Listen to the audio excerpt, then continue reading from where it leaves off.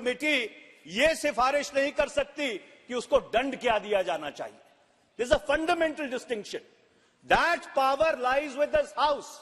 The Ethics Committee at best can make a recommendation that whether a person is guilty or a person is innocent. It is this House sitting as a jury which has the powers to decide the quantum of punishment, Mr. Speaker. So therefore, the recommendation of the Ethics Committee is fundamentally flawed in my respectful submission. Okay. तीसरा, अध्यक्ष जी, आज सारी पार्टियों ने 3 line whip issue किया है. मैं एक बुनियादी प्रश्न पूछना चाहता हूं. Today this House is sitting as a judge and a jury. In an impeachment proceeding, or when you are considering the report of the Privileges Committee, or you are considering the report of the Ethics Committee, can a party direct its members to vote in a particular way? Can a whip even be issued? Because this is like directing a judge to decide a matter in a particular manner. This is a complete diversity of justice. First of all, Mr. Speaker, sir, this House should be adjourned. All the whips should be withdrawn from all the sides, because we are not sitting as ordinary members of this House. We are sitting as judges in a jury in order to decide the fate of one of our honorable colleagues, and I am afraid that cannot be done through whip-driven tyranny. Okay. So therefore, अध्यक्ष जी, अभी मैं खत्म नहीं हुआ, अभी तो बुनियादी सवालों के ऊपर हूं. रिपोर्ट्स पे तो मैं आया भी नहीं हूं. जरा सुन लीजिए, क्योंकि ये बहुत ही बुनियादी सवाल है. मैं अगला सवाल आपसे ये पूछना चाहता हूं. आप संसद में कर रहे हैं या कोर्ट में डिबेट कर रहे हैं? बिकॉज ये कोर्ट है, अध्यक्ष जी. अध्यक्ष जी, today we are sitting as a court. We are not sitting as parliament. Today we are sitting as जजेस to decide the fate of one of our colleagues. We are not sitting as Parliament today. We are sitting as a judge and a jury. There is a fundamental distinction between the two. Please, 1 minute. माननीय सदस्यगण, ये संसद है, ये court नहीं है. ये आप senior हैं, आप क्या बोल रहे हैं ये आप देखें. आपके बहुत विनम्रता के साथ. 4:30. मैं न्यायाधीश नहीं हूं. पार्टनर, अध्यक्ष जी, न्यायाधीश नहीं हूं. अध्यक्ष जी, सभापति हूं. अध्यक्ष जी, मैंने पिछले 4.5 पौने 5 साल में कभी आपकी बात नहीं काटी.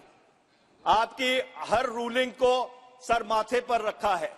पर आज ये दुर्भाग्यपूर्ण बात है, पर मुझको आपसे डिसएग्री करना पड़ेगा, क्योंकि आज हम एक संसद के रूप में नहीं बैठे हैं.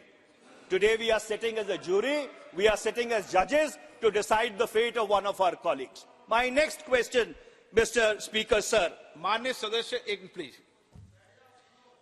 इस जुडिशियली में और सभा में अंतर है. आप वरिष्ठ अभिवक्ता हैं. मैं यहां निर्णय नहीं कर रहा, यह निर्णय सभा कर रही है.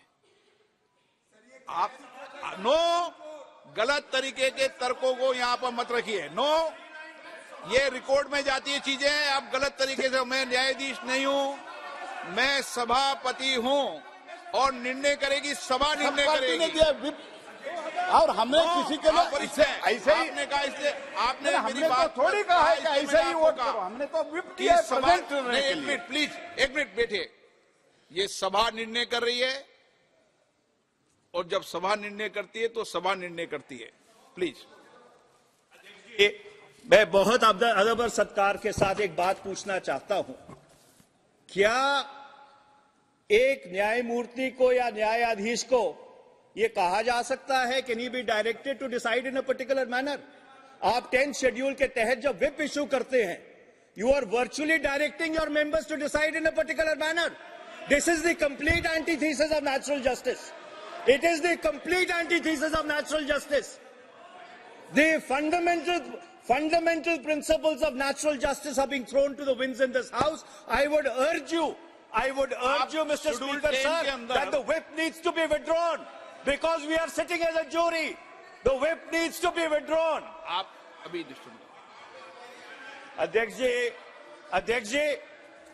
जी, मैंने अपनी जिंदगी में कभी ऐसा नहीं देखा है कि जब कोई सभा न्याय करने बैठी हो, न्यायमूर्ति के रूप में बैठी हो, तो एक व्हिप के माध्यम से उनको यह हिदायत दी जाए कि आपको फैसला एक तरीके से करना है, अपना विवेक, अपना कॉन्शियंस, अपना सेंस ऑफ जस्टिस इस्तेमाल करके नहीं करना, एक पर्टिकुलर तरीके से फैसला करना है। हिना गावित जी, मैं अध्यक्ष जी अगली बात पे आता हूं, एक अगली बात पे आता हूं। 1 मिनट आप कंक्लूड कर दो। अध्यक्ष जी,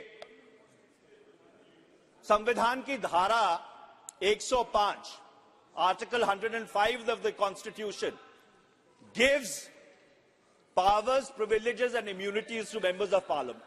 I want to read out Article 105(2).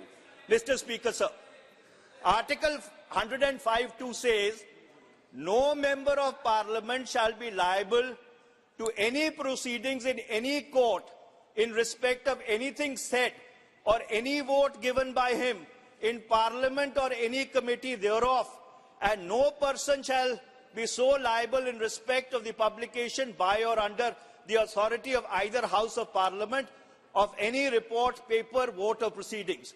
Mr. Speaker, sir, 105(2) was inserted into the Constitution in order to give complete immunity. I stress the word complete immunity to a member for anything said or done in the House. And he cannot even be, his conduct cannot even be called into question in a court of law. So the question is, when your conduct cannot be called into question in a court of law, can your conduct be called Hina into Gavin question in this August chamber? Can this... माननीय सभापति महोदय,